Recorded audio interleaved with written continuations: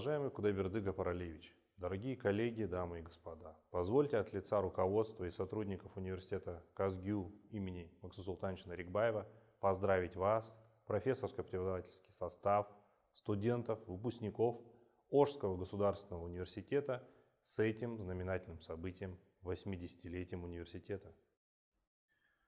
Ошский государственный университет обладает богатой историей и играет значительную роль в развитии интеллектуального и профессионального потенциала Республики Кыргызстан.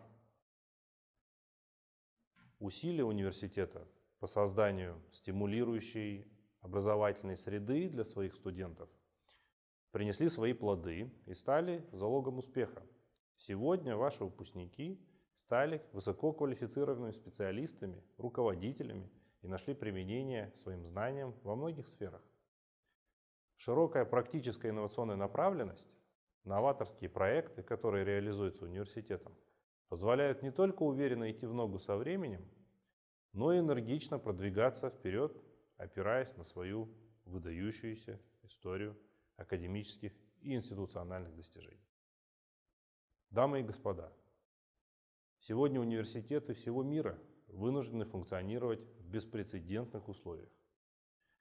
Одно из важнейших направлений работы – это интернационализация в условиях пока еще продолжающейся пандемии. Ставит перед нами новые задачи, на которые мы, партнеры, надеюсь, совместно сможем разрешить.